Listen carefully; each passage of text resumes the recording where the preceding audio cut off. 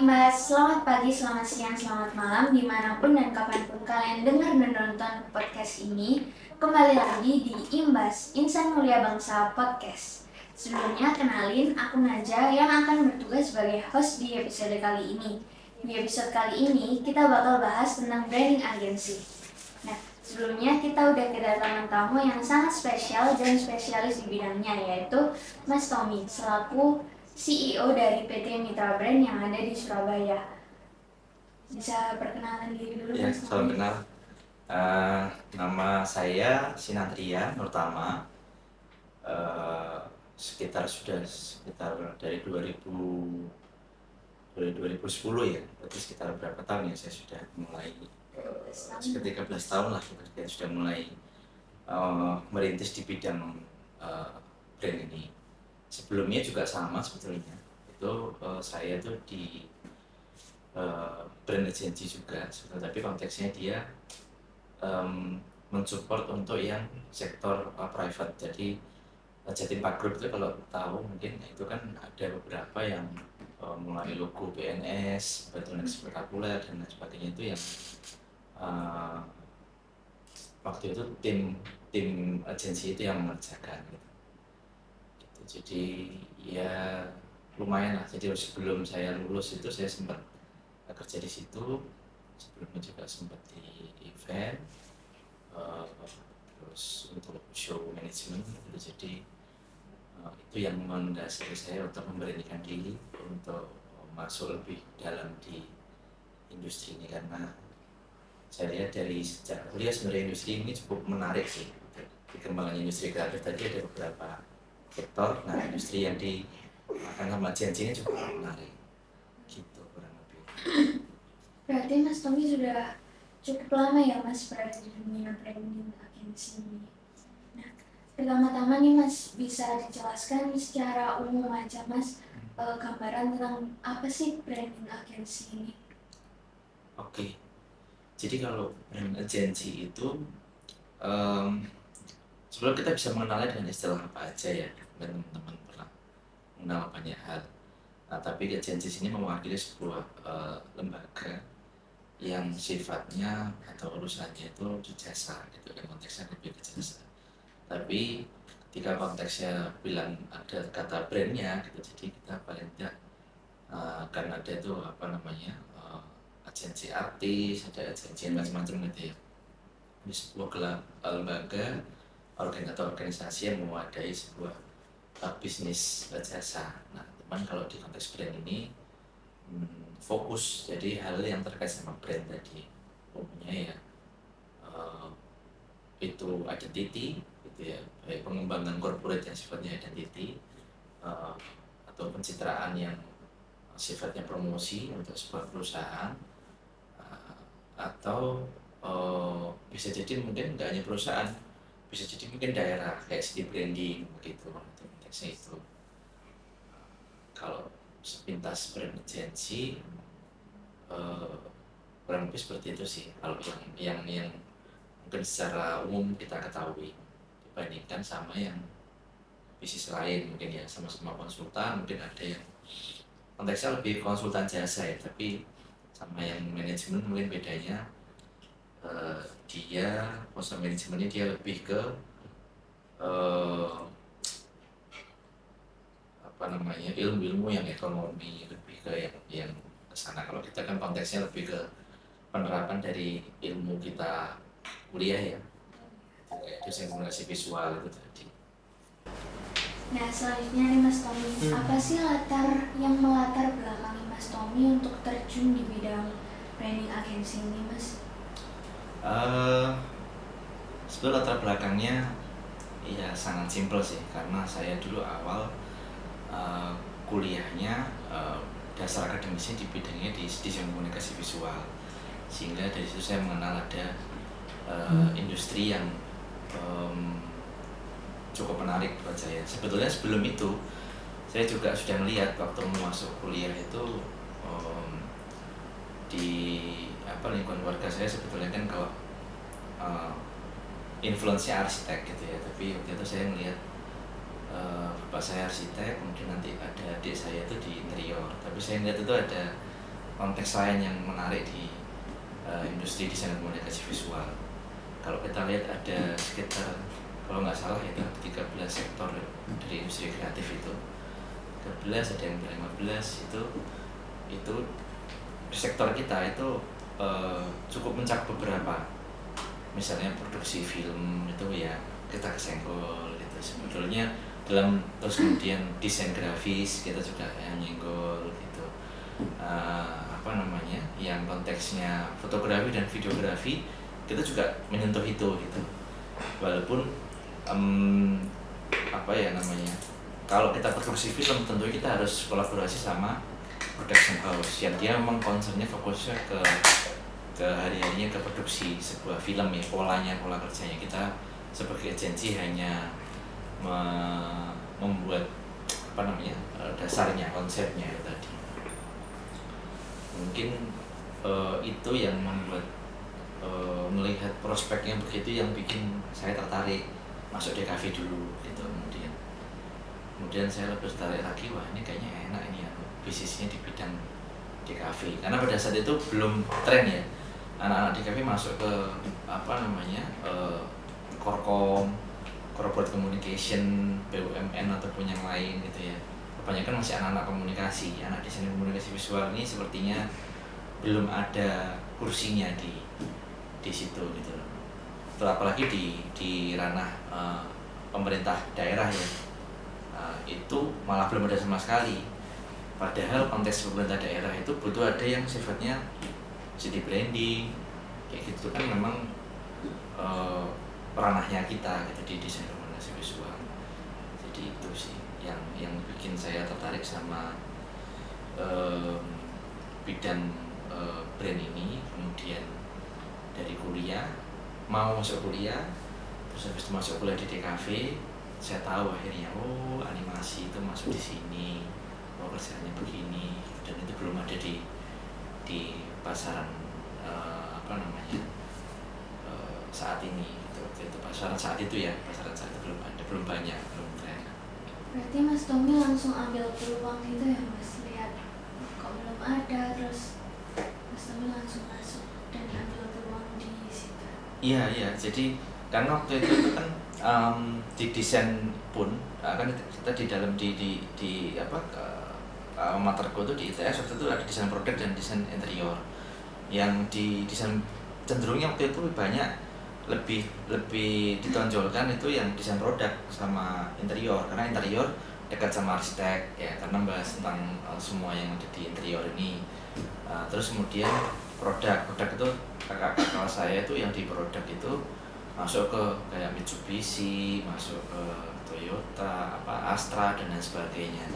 Nah, yang DKV ini banyak yang penyerapan DKV belum banyak pada saat itu gitu.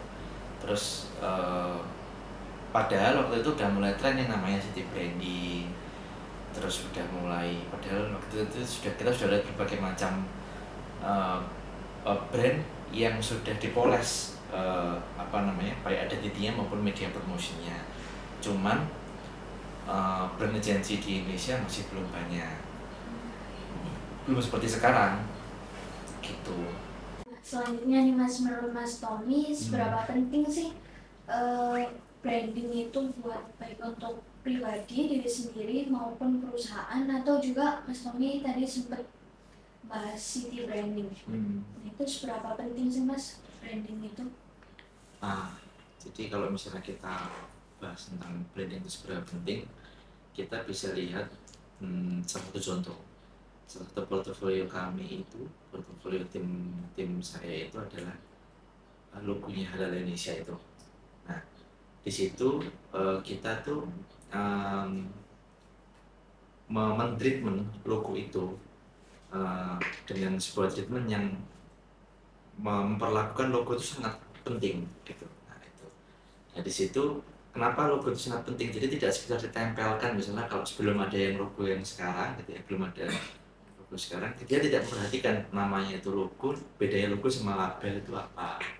Gitu. Kemudian ketika diimplementasikan ke packaging akan seperti apa, itu kan tidak terperhatikan gitu mereka. Jadi kadang warnanya hijau, ditempelin hijau, nggak kelihatan lah logonya itu gitu kan. Nah, terus kemudian logonya warna apa namanya hitam, terus background cenderung gelap juga, akhirnya logonya juga tenggelam kayak gitu-gitu. Nah, di konteksnya pentingnya kita memperhatikan brand itu tadi, otomatis kita harus memilah nanti ya, ketika di treatment logo Halal Indonesia itu kita mentreatment bagaimana ketika logo itu menjadi label, ketika dinamai label Halal Indonesia misalnya. Halal Indonesia itu nanti ada dan sesuai dengan uh, apa namanya perpresnya dan peraturan kepala badannya itu bahwa label halal itu ada logo, kemudian ada nomor sertifikasinya, gitu, nomor ID-nya gitu kan. Kemudian itu dalam satu apa namanya satu bagian dalam satu bagian yang utuh, yaitu itu label halal. Maka label halal itu ditempatkan pada produk-produk yang sudah tersertifikasi halal. Nah, bedanya apa sama yang logo untuk kebutuhan promosi? Ya bisa boleh menempatkan logo brand dan logo tag-nya itu yang Halal Indonesia dan logonya itu tadi, logogramnya itu di media-media yang mungkin buat para pelaku usaha itu menunjukkan bahwa produk mereka sudah tersertifikasi halal tanpa harus menunjukkan nomor sertifikasinya gitu. Tapi kalau itu pun ditampilkan, ya it's okay juga gitu.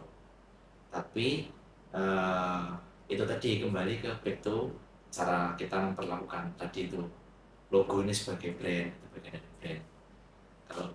Kalau kita treatment dengan baik gitu, kita perhatikan dengan baik, maka ya logo tadi kalau kita buatin aturan, kalau logo tadi di backgroundnya gelap, maka kita harus invert ke logo yang lebih terang, tidak kayak yang gambar yang di ini belakang ini kan gitu. Jadi backgroundnya lebih gelap, maka kita invert ke yang lebih terang sehingga orang akan langsung aware, oh, oke, ada logo itu gitu. Jadi dan itu terutama kalau pentingnya adalah ketika label halal itu terlihat, maka konsumen bisa tahu bahwa itu produk sudah tersertifikasi halal karena di dalamnya sudah ada labelnya gitu. Otomatis penting buat konsumen, buat pelaku usaha itu penting karena dia menjanjikan sebuah keamanan dan kenyamanan bagi pelaku usahanya. Itu di dalam konteks brand identity-nya saja gitu ya. Kalau kayak mungkin secuplek aja sih, mungkin nanti kalau ada share lesson yang lebih panjang mungkin bisa jadi branding itu sendiri. Itu kalau kita bahas maka ya itu konteksnya ada brand identity, ada ketika ngomong masuk ke brand awareness-nya gitu ya. Setelah identity dibikin, masuk ke awareness-nya, masuk ke implementasinya tadi, itu ada tahapan-tahapan yang harus kita lakukan lagi treatment supaya kita bisa tahu. Nah, Surabaya ini sebenarnya yang dicari Surabaya itu apa sih, orang tentang Surabaya? Nah, itu bagian dari street branding tadi. Nah, itu kayak Jogja istimewa gitu ya. Otomatis orang sudah tahu nih brand awareness-nya orang Jogja istimewa. Kemudian apa yang dicari istimewanya apa? Kemudian nanti di recognize sama logo, terus nanti memanggil itu tadi, oh istimewa, makanannya istimewa, masyarakatnya istimewa, dan sebagainya. Itu kemudian direcognize dengan apa? Logo ini nanti di lapangan juga harus ada, misalnya di media promosi pariwisata dan sebagainya. Itulah ini menurut pendapat saya tentang bagaimana sih pentingnya konsistensi branding di dalam sebuah produk atau personal. Oh iya, bahkan personal pun bisa. Saat ini mungkin kadang beberapa kayak artis gitu, kayak musikus gitu kan punya Tulus, punya logonya sendiri gitu kan ya. Jadi tidak serta-merta harus fotonya orangnya, kadang logonya aja. Seperti dulu sebenarnya sudah ada kayak Slang 2019 yang grup ya, saya pakai logo. Tapi kalau yang personal ini, yang dulunya pakai foto, sekarang bisa di convert ke logo-logo gitu. Jadi mewakili sesuatu pada hari yang logo itu. Kalau branding sendiri itu mewakili keutuhan dari tadi produk atau personal tadi. Jadi ada logonya, ada komunikasi atau message-nya yang ingin disampaikan, terus kemudian ada infrastruktur tadi dari brandingnya tadi, orangnya, cara bermusiknya, misalnya kalau musikus sedikit gitu sih kalau dari saya. Ini branding itu sangat penting karena bisa mencerminkan, kalau misal personal bisa mencerminkan kita juga ya Mas. Bisa banget. Jadi itu tadi karena dia related, uh, brand itu kan artinya citra atau image ya gitu ya. Gitu. Jadi itu bisa masuk ke korporat, masuk ke sebuah daerah, masuk ke personal, itu yang bisa kita bilang kenapa kok bisa bilang urgent ya. Selanjutnya nih Mas, menurut Mas Tommy, proyeksi dari branding agensi ini kedepannya kan ke arah mana sih Mas? Mengingatkan sosmed sekarang udah sangat canggih, udah maju banget. Juga yang lagi rame sekarang itu ada AI gitu Mas. Iya. Itu menurut Mas gimana sih? Iya. Jadi memang ini ya, pertanyaannya menarik ini karena sekarang ini kan eranya disrupsi ya. Hampir tidak ada satupun yang nggak kena disrupsi tadi, termasuk bisnis yang agensi begini. Dalam konteks konvensional aja sebetulnya bisnis ini sudah terdisrupsi dengan banyaknya lulusan mungkin ya DKV atau mungkin ada campuran ya non DKV gitu yang bikin bisnis brand agency ini. Seperti halnya kemarin aku sempat ketemu sama salah satu adik kelasku yang itu lulusan BWK, tapi ternyata bisnisnya menggarap grafis gitu, konteksnya grafis. Nah di situ bisa kita lihat bahwa pertumbuhan secara brand agency-nya cukup signifikan, semakin banyak gitu. Cuman ketika kita ngobrol gitu ternyata emang kenapa kok bikin brand agency, karena awalnya konsernya di sosmed, karena sosmed banyak yang masih tampilannya masih kurang oke. Nah ternyata fokusnya beberapa masih ada yang di tampilan yang oke dan tidak oke gitu ya. Itu yang di konteks yang tadi yang pertumbuhan yang brand agency aja konvensional tadi, secara konvensional itu belum yang ngomong yang AI yang udah ada artificial intelligence-nya ya. Artificial intelligence ini juga hanya pengaruh juga ke konteks semakin banyak template, termasuk ngomongin infografis saja. Jadi yang dulu pakai desainer grafis, sekarang sudah ada template dari infografisnya kan. Kita mungkin baru lihat beberapa tuh ada 3 atau 4 sudah ada aplikasi yang mentemplatekan infografis tadi. Walaupun di konteks customize, misalnya ada custom kebutuhan kita untuk mengkustomisasi sebuah informasi tadi, mungkin butuh ada ilustrasinya, kita masih butuh gambar lagi gitu itu masih butuh ada, tapi itu sudah mendisrupt banyak hal, bahwa pekerjaan teman-teman desain grafis ini dalam tanda kutip sedikit terancam gitu ya dengan adanya begitu. Jadi kalau kerjaan kecil aja sudah bisa dikerjain.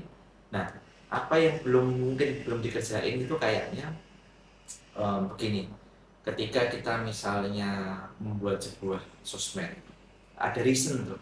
Kenapa sih kita harus posting feed A, feed B, feed C misalnya, kenapa sih konsepnya harus ada FYI-nya, kenapa sih konsepnya harus ada quiz-nya, kenapa sih konsepnya harus ada bentuk-bentuk engagement yang seperti itu, giveaway-nya gitu, selain posting-posting yang informasi umum gitu ya. Nah itu artinya ada sebuah research yang harus dilakukan. Nah ini kembali lagi ke mode peradaban pasca purbanya desain grafis dalam konteks itu ya. Pasca purba itu awalnya kan cuma desain aja, desain kayak zaman dulu tuh dia desain baliho, desain poster itu kan masa-masa perubahan desain grafis tuh. Kemudian mulailah masuk ke era digital gitu kan. Nah, kayak bikin komik itu masih zaman-zaman purbakalanya desain grafis, tapi ketika sudah tumbuh ada komik-komik digital dan sebagainya. Nah, ketika itu kembali lagi ke konsep yang setelah masa purba tadi ada masa transisi yang dimana ada alasan kenapa kita harus me, membuat sebuah konsep tertentu pada sosial media, misalnya instansi tertentu itu gitu misalnya. Atau misalnya kalau zaman sekarang kan ini era masuk ke ke tahun-tahun politik, sorry bukan era masuk ke tahun politik. Nah misalnya personal campaignnya untuk calon tertentu misalnya, nah itu harus ada pesannya. Ini mau dikesankan apa sih orang ini gitu, misalnya ini family man gitu, orang ini profesional gitu, orang ini organisatoris jadi ikut berbagai macam organisasi, orang ini organisasi dari zaman masih muda sekali, masih sangat remaja sehingga sekarang sudah kemana-mana gitu. Nah itu track record itu dikapitalisasi dalam bentuk komunikasi visual yang memanfaatkan tadi platform digital itu tadi. Nah itu harus ada risetnya kenapa itu dipilih yang gitu. Jadi nggak hanya sekedar gambarnya bagus, tapi ada alasan di belakang itu. Bahkan kita posting misalnya di IG aja ya, misalnya kita posting hari apa, jam berapa, gitu misalnya hari ini setiap hari Senin itu ternyata orang-orang cenderung melihat itu di siang hari dan di malam hari karena orang atau mungkin malah ke sore hari. Nah itu ada algoritmanya yang bisa kita baca sehingga untuk kepentingan apa namanya em, promosi atau campaign tertentu kita bisa lebih tepat sasaran. Itu bisa jadi alasan di era persaingan apa namanya yang kekinian ini, dan antara person dan person to person, brand to brand, agency to agency, sama tadi itu person gitu, person to tadi apa namanya AI tadi sama digital tadi. Tantangan kita memang terus bergerak jadi cukup cukup cukup besar gelombangnya. Kalau nggak siap ya akan ikut hanya dalam gelombang itu tadi. Kalau siap kita kalau perlu memanfaatkan itu tadi apa namanya aplikasi-aplikasi yang tumbuh tadi itu kita manfaatkan untuk bisa kita kapitalisasi lagi kalau bisa gitu. Gitu. Berarti kita sebagai desainer komunikasi visual tuh kalau bisa memanfaatkan salah satu teknologi ya sudah dipakai saja. Iya. Tapi kita juga harus punya keunikan sendiri. Iya. Biar tidak terseret arus tadi. Iya. Yang pertama keunggulan manusianya. Kita harus punya kompetensi yang cukup baik sebagai personal. Kemudian mungkin keilmuannya nggak cuma kita kenal keilmuan kita, ada teman-teman lain yang mungkin nanti itu dia jagonya lebih di riset, jagonya mungkin memang kita misalnya desain dalam konteks bisnis, malah kita mungkin malah ada yang kurang nih, ada yang cenderung dilupakan sama teman-teman komunikasi visual, yaitu dalam sebuah brand itu ada organisasi yang konteksnya adalah menata administrasi dan keuangan. Nah, itu seringkali terlupakan sehingga fotonya bagus, saya udah ABCD, begitu ketika tata kelola keuangannya nggak baik, nanti di masa-masa puncak atau masa-masa tertentu itu akan menjadi apa namanya snowball ya, akan jadi snowball effect, jadi masalah yang dulu nggak dipikiran tiba-tiba jadi masalah di akhir. Ternyata itu mungkin yang perlu kita pikirkan di luar yang konteksnya teknis. Tadi ini kita ngomongin teknis gitu ya. Ada yang teknis grafis. Ini ada teknis yang lain yang mendukung ini sebenarnya. Tata kelola administrasi dan keuangan tadi. Karena kalau kita masuk administrasi, kenapa? Ketika kita misalnya ini segmen yang mungkin yang perusahaan kami ya, agensi saya yang ada di sasarannya itu di cenderung di instansi pemerintah atau BUMN gitu-gitu, maka kita harus terdaftar sebagai vendor di situ.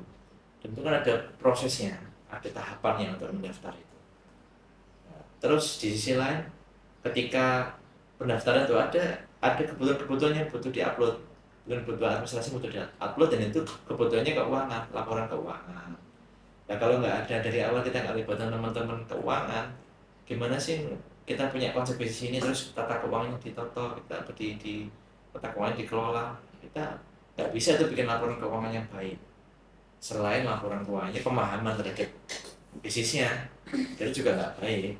Terus pokoknya ngerjain aja, tapi kita nggak ngerti ketika kita dapat pembayaran sekian, kemudian nanti baliknya ke kita, gimana profitnya kita kelola jadi pendapatan bagaimana, kita harus berhemat apa kita boleh sudah dapat untung dan kita berliburan di tahun ini ya gitu, atau jangan-jangan di tahun ini karena proyek kita konteksnya segini, kita berhemat dulu nih gitu, maka kita harus target kita harus sekian misalnya gitu. Nah itu untuk konteks ini ya, apa namanya, bisnis tidak hanya kita ngomongin teknis pekerjanya, operasional grafisnya, operasional keilmuan DKV-nya, tapi kita perlu memperhatikan bagaimana bisnis ini dijalankan secara betul.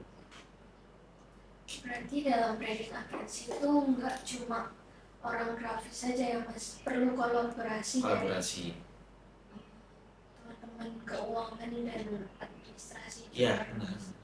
Soalnya trennya begini, kalau agensi, brand agensi itu kan apa namanya, dalam tanda kutip ya, itu kan kayak pemakan segala sebetulnya. Kita ngomongin apa namanya, public service advertise gitu ya, kita ngerjakan karena itu ada konteks anak-anak PH bisa masuk, production house, anak-anak video masuk, kadang anak-anak fotografi untuk bikin apa namanya still advertisingnya kayak gitu-gitu kan. Itu kadang-kala kita masuk ke yang sifatnya motion, kadang karena teman-teman sekarang ada yang fokus di motion grafik gitu ya, ada yang fokus di apa namanya, infografik saja, ada mungkin malah yang agak berbeda, dia fokusnya malah di game development. Dia punya pangsanya sendiri pada akhirnya, yang sama-sama anak, ibaratnya anak di kafe, tapi dia punya peminatan dan komoditi sendiri. Itu bisa jadi secara teknis kuat, secara teknis pengerjaannya kuat, tapi kekurangannya yang harus kita atasi memang. Dari semua teman-teman saya itu banyak yang kurang di tata kelola keuangan gitu. Kita kan mikirnya ini bisnis ini harus bisa berjalan sampai kapanpun gitu ya, misalnya suatu saat CEO-nya mitra brand ini bukan saya, yang lain gitu ya. Nah itu harus bisa tahu bahwa ada sistem tata kelola perusahaan yang baik dan benar gitu. Bahwa ternyata ketika kita nanti presentasi ke klien itu masuk nih, ternyata di biaya perjalanan dinas, cara perhitungannya bagaimana misalnya begitu. Ternyata ini beda sama yang operasional kita, misalnya ini kita misalnya cuma punya kamera standar di SLR, tapi kita butuh kamera umumnya kita pakai untuk foto, itu kita butuh untuk video, butuh tambahan apa namanya, perlengkapan, maka kita sewa. Nah itu gimana cara nanti range-nya gitu, karena akhirnya kita bisa menghitung nanti di akhir, oke project lu rata-rata itu projectnya cenderung di apa gitu. Nah, kita menentukan, kita bisa ngumpulin beli aset yang mana. Ini agak lebar sih, tapi maksudnya agak melebar bahwa maksudnya kita butuh itu apa namanya, keahlian yang teman-teman keuangan, pajak, bahkan yang paling paling paling apa namanya, paling nggak terpikir mungkin adalah pajak. Teman-teman agensi yang mungkin masih muda-muda itu yang baru bikin, gimana sih nanti kita ngelaporin pajaknya ini gitu ya. Itu apa sih implikasi dari kita bikin bisnis ini, pajaknya kemana, pajaknya apa aja yang harus kita bayarkan. Kita perlu kolaborasi sama teman-teman keuangan pajak dan masuk dalam organisasi kita. Karena kalau dia di luar, bisa jadi dia nggak tahu bisnisnya ini apa sih bro gitu, bisnisnya kayak gimana sih, ini outputmu apa, itu yang kadang masih dia harus tahu, harus masuk di dalam internal kita sehingga dia bisa tahu, oh ternyata bikin animasi gini, oh ternyata nggak cukup nih jadi dua orang, kita harus collab sama yang lain. Terus nanti itu hitungan pajaknya sama collab sama aja, misalnya uh, Naja bikin yang khusus animasi gitu ya, ternyata aku itu bikin presentasi, presentasinya Naja bikin 3D-nya gitu, aku bikin grafisnya sebuah profile. Nanti kita collab situ, ternyata di dalam sebuah profile itu ada motion grafiknya. Nah itu ternyata ada hitungan pajaknya sendiri ketika ada dua badan yang berkolaborasi. Nah itu kan jadi PR sebenarnya buat teman-teman agensi ketika nanti berbisnis dan memikirkan bahwa bisnis ini berkelanjutan gitu kan, harus lapor pajak lah dan harus bikin apa namanya, tata kelola yang baik dan benar gitu. Berarti itu salah satu hal yang kadang diabaikan, tapi ternyata sangat penting buat kedepannya perusahaan ya Mas. Sebagai perusahaan iya, tadi kalau kita ngatasin disrupsi yang keahlian itu tadi dengan ya kita belajar media-media baru itu, tapi kita juga harus belajar sekaligus kolaborasi dengan teman-teman yang bidangnya mendukung usaha kita. Sama kayak kita bikin usaha yang kecil-kecilan aja, usaha tahu tempe gitu, tapi bikin tahu tempe kalau kita nggak tahu apa namanya, caranya atau laporan keuangannya, pembukuannya, kita ini sudah untung berapa, kita nanti masih bisa investasi alahkah gitu kan, kita nggak ngerti itu. Jadinya kita nggak ngerti bener ini untung apa rugi, nggak bisa mengukur bisnisnya gitu. Nah, selanjutnya, yayasan ini kan bergerak di bidang SDM non formal ya Mas, termasuk juga peningkatan skill. Nah, kira-kira kalau kita mau terjun di dunia branding, skill apa sih yang harus kita tingkatkan atau yang harus kita punya Mas? Jadi itu lebih ke mana pertanyaan, maksudnya apakah yayasannya tuh jadi berlisensi atau lebih kemana? Mungkin kalau dari yayasan, mungkin dari logo atau cara kita mengatur sosmed biar menarik, atau juga dari YouTube juga video podcast ini Mas. Oh, Kayak cara biar kita lebih dilirik sama halayak gitu loh Mas. Apa sih yang harus kita tingkatkan atau harus kita penuhi dulu Mas? iya, iya yang pertama itu memang bisnis apapun ada dedicated personnya di situ. Karena di eranya yang sekarang ini, kalau kita mungkin aja tahu ya, sekarang eranya TikTok juga ya, dan lain sebagainya lah, eranya macam-macam pertumbuhan aplikasi itu. TikTok ini mungkin tidak bisa disamakan dengan IG, FB, YouTube, mungkin algoritmanya hampir sama, tapi TikTok beda, TikTok lebih cepat. Bahkan di sebagian produk itu menempatkan sendiri head of TikTok sendiri, untuk yang YouTube, IG, Facebook itu sendiri. Misalnya dalam satu orang, yang TikTok itu malah satu orang sendiri beda lagi. Nah di situ kita bisa lihat bahwa kalau kita lihat NGO ini kan, kalau yayasan ini kan kita bisa bilang NGO yang non-government organization. Nah itu gerakannya macam-macam. Itu ada yang konteksnya ke penelitian, itu mengumpulkan riset-riset para peneliti yang tersebar di seluruh Indonesia, misalnya NGO-nya begitu, atau di wilayahnya yang ingin dicakup, atau nanti konteksnya mungkin ingin merangkum kegiatan CSR dan kolaborasi dengan perusahaan-perusahaan dan CSR perusahaan tersebut, maka konteksnya akan beda-beda gitu. Contohnya kalau misalnya di penelitian tadi mungkin konteksnya adalah bahwa NGO ini aktif dalam kegiatan kolaborasi penelitiannya tadi, bahkan mungkin mendokumentasikan penelitiannya ketika diimplementasikan. Itu dalam tataran konsep dan konteks ya.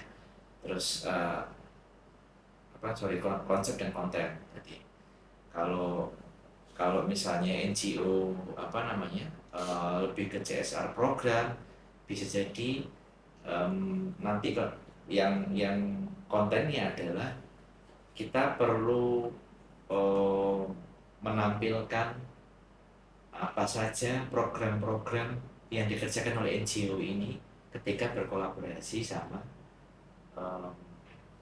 perusahaan tersebut. Misalnya ada pelatihan untuk 1.000 santri misalnya, sama antara BUMN di setempat sama kemudian NGO tersebut misalnya, itu untuk upgrading skill misalnya gitu. Nah, tapi itu yang ditunjukkan. Tapi kalau mungkin penelitian bisa jadi nanti kita mengikuti penelitian tersebut, apakah sudah diimplementasikan, kita dokumentasikan misalnya penelitian masyarakat daerah tertinggal dan sebagainya, untuk keperluan inovasi listrik dan sebagainya, itu kita masuk ke sana untuk dokumentasikan apakah program itu berhasil dilakukan oleh peneliti tersebut yang didanai oleh NGO itu. Itu beda-beda konteksnya, tapi menurut saya memang harus ada orang yang dedicated di situ, baik di konsep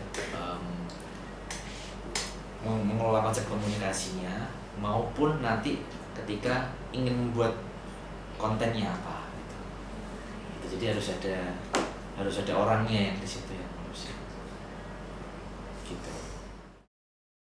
Informasinya sangat bermanfaat ya. Kira-kira nih Mas Tommy, kalau ada closing statement monggo untuk sobat-sobat IBAS di luar sana. Closing statement ya. Closing statementnya apa ya? Ya yang jelas untuk sebuah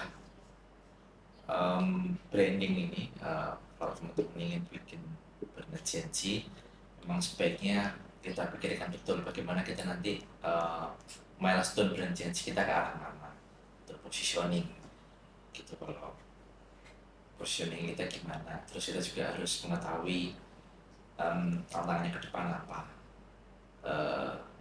Di luar semua persiapan itu ya memang penting kita tuh sama semua teman-teman yang bergerak di bidang komunikasi visual, memang kita penting mengedukasi masyarakat. Intinya kita memasyarakatkan branding, bahwasanya bahwa branding itu sebuah aktivitas yang ada dalam kehidupan kita sehari-hari, hanya saja kita kurang menyadarinya. Makanya kita perlu menyadari itu,